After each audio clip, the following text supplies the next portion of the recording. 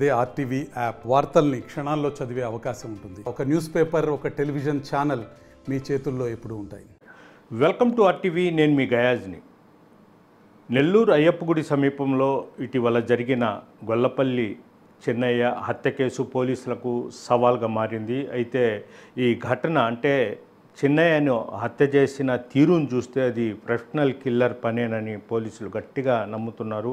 అయితే ఎక్కడ చిన్న క్లూ కూడా దొరకకుండా వాళ్ళు హత్య చేసి సాఫీగా అక్కడి నుంచి పరారైపోయినట్లు కూడా పోలీసులు అనుమానిస్తున్నారు. ఎందుకంటే సంఘటన జరిగిన ఆ బిల్డింగు ఆ సందులో కూడా సీసీ కెమెరాలు ఉన్నాయి. అయితే కొన్ని పని చేయవు, అదేవిధంగా కొన్ని పని చేస్తాయి. అయితే వాళ్ళు ఒక పథకం ప్రకారము రాత్రి పొద్దుపోయిన తర్వాత వచ్చి ఆ ఇంట్లోకి వెళ్ళి అతని ముఖం మీద దిండుతో అదిమి, అదేవిధంగా గొంతు కోసి ఎలాంటి అరుపులు అరవకుండానే నెమ్మదిగానే హత్య చేసి వాళ్ళు గొంతు సందుల నుంచి వెళ్ళిపోయినట్లు కూడా పోలీసులు అనుమానిస్తున్నారు. అదేవిధంగా పోలీస్ జాగిలాలు కూడా సంఘటన స్థలం నుంచి ఆ గొంతు సందుల్లోనే తిరిగాయి తప్ప వేరే ప్రధానమైన రోడ్లు కూడా వెళ్ళలేదు. ఎందుకంటే గత 4-5 వారాల నుంచి నెల్లూరు నగరంలో వరుస హత్యలు జరుగుతుండటంతో పోలీసులు అప్రమత్తమైంది. నైట్ పూట అయితే గస్తీ కూడా పోలీసులు ఎక్కువ ఉండడం వల్ల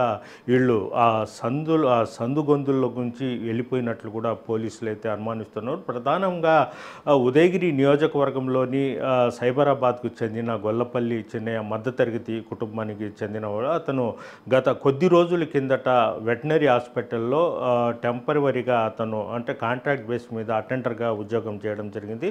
ఉద్యోగం చేస్తానే హఠాత్తుగా అతను ఒక రియల్ ఎస్టేట్ వ్యాపారుగా, అదేవిధంగా వడ్డీలకు డబ్బులు మారడం జరిగింది. అయితే ఇతను ఉద్యోగాన్ని అతని స్థానంలో వేరే వ్యక్తికి ఉంచి వచ్చే 16,000లో అతనికి 8,000 ఇచ్చి ఇతను 8,000 ఇస్తూ వస్తుండేవాడు. ఎవరైనా వెటనరీ వైద్యులు ఎవరైనా అబ్జెక్షన్ పెట్టినా, ఎవరైనా మందులు ఇచ్చినా వాళ్లకు బ్లాక్మెయిల్ చేస్తాడనేది కూడా పోలీసుల విచారణలో కూడా వెల్లడైంది. అదేవిధంగా గొల్లపల్లి చెన్నయ్య స్వగ్రామమైన సైబరాబాద్లో కూడా అతను భూ వివాదంలో కొంతమంది మీద SC/ST అట్రాసిటీ కేసులు కూడా పెట్టి జైలుకు పంపించడం జరిగింది. అదేవిధంగా ఇతను మామూలుగా భూములు కొనడము, కొన్ని ఆస్తులు పత్రాలను పెట్టుకోవడము, వాళ్ళకు డబ్బులు ఇవ్వడము, అదేవిధంగా భూములు స్థలాలు బ్రోకరేజం చేయడం, ఈ విధంగా చేస్తూ అయ్యప్ప గుడి దగ్గర ఒక డాక్టర్కి సంబంధించిన ఒక ఇంట్లో ఉండి వ్యాపారం చేస్తూ వస్తున్నాడు. వారానికి ఒకసారి వాళ్ళ స్వగ్రామానికి కూడా వెళ్ళి వస్తుంటాడని కూడా తెలుస్తుంది. అయితే ఇతని మీద అంటే ఎవరైతే చనిపోయాడో గొల్లపల్లి చెన్నయ్య మీద కూడా ఉదయగిరిలో, అదేవిధంగా ఇతర ప్రాంతాల్లో కూడా కేసులు కూడా ఉన్నాయి.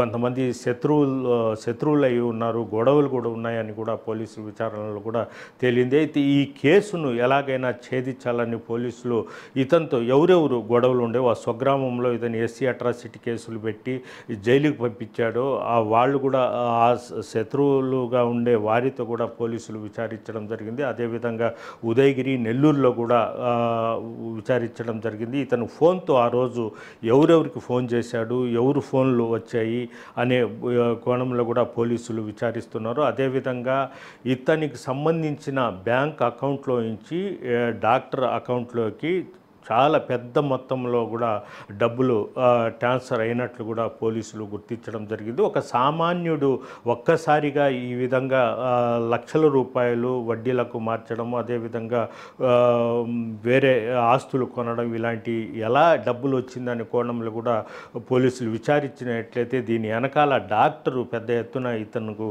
డబ్బులు ఇచ్చి 3 రూపాయలు 4 రూపాయలు వంతున వడ్డీలకు మార్చాడని కూడా తెలుస్తుంది. అదేవిధంగా కొద్ది రోజుల కిందట కూడా ఉదయగిరి నియోజకవర్గంలో చిన్నమాచునూరు వద్ద కూడా ఆ డాక్టర్ ఎవరైతే డాక్టర్ పోలీసులు అనుమానిస్తున్నారో ఆ డాక్టర్ కూడా అతను పెద్ద ఎత్తున భూములు కూడా ఇప్పించినట్లు కూడా పోలీసులు విచారణలు అయితే తేలింది. మొత్తం మీద డాక్టరు అకౌంట్లో నుంచి గొల్లపల్లి చెన్నయ్య అకౌంట్లోకి డబ్బులు మాత్రం, అదేవిధంగా వాళ్ళ కుటుంబ సభ్యులు అకౌంట్లో నుంచి కూడా కొంత డబ్బు కూడా నగదు కూడా ట్రాన్స్ఫర్ అవ్వడం జరిగింది. వాళ్ళ కుటుంబ సభ్యుల నుంచి కూడా ఇతనికి ఫోన్లు కూడా లావాదేవీలు చాలా జరిగి ఉన్నాయి.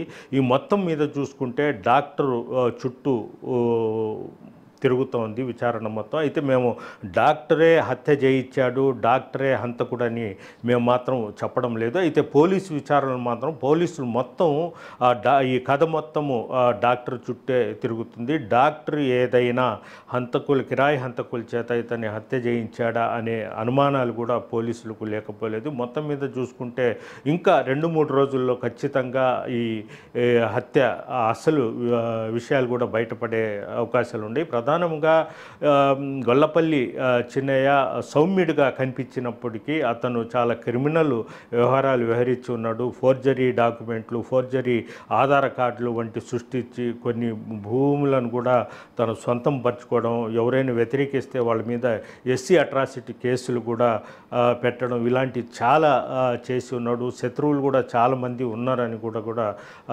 పలువురు చెప్తున్నారు. పోలీసు విచారణ కూడా ఇది చేస్తున్నారు. ప్రస్తుతం ఉదయగిరి, అదేవిధంగా కనిగిరి, నెల్లూరు పోలీసులు ఒక 3 టీంలకు ఏర్పడి అన్ని కోణాల ద్వారా విచారిస్తున్నారు. ప్రధానంగా ఈ ఘటన మొత్తము ఎందుకంటే డాక్టరు ఏదైతే డాక్టరు ఆ ఇంట్లో హత్య జరిగిందో ఆ డాక్టరుకి అదేవిధంగా చిన్నయ్యకు మధ్య ఫోన్ కాల్స్ కూడా అదే ఆ రోజు గొల్లపల్లి చిన్నయ్య హత్యకు గురి అయిన ఒక 2-3 గంటల ముందు కూడా డాక్టర్ కూడా ఫోన్ చేసి ఉన్నాడు. అదేవిధంగా ఆ రోజు అంతా ఒక 2-3 సార్లు కూడా ఫోన్ చేసినట్లు పోలీసులు ఉన్నారు. దీంతో పోలీసులు డాక్టర్ మీద అనుమానిస్తున్నారు. డాక్టర్ ఏదైనా చేశారా, వాళ్ళిద్దరి మధ్య లావాదేవీలు డబ్బుల విషయంలో లేదంటే వేరే ఏదైనా విషయాలు ఏమైనా వాళ్ళ మధ్యన గొడవలు ఉన్నాయని కూడా విచారిస్తున్నారు. అయితే ఈ కేసు 2-3 రోజుల్లోనే తేలిపోతుందని కూడా పోలీసు అధికారులు అయితే చెప్తున్నారు. వీడియో ప్రదీప్తో గయాజ్ RTV నెల్లూరు. మరిన్ని వీడియోస్ కోసం ఛానల్ ని సబ్స్క్రైబ్ చేయండి. లేటెస్ట్ అప్డేట్స్ కోసం వాట్సాప్ ఛానల్ ని ఫాలో చేయండి. అండ్ లింక్ డిస్క్రిప్షన్ లో ఉంది.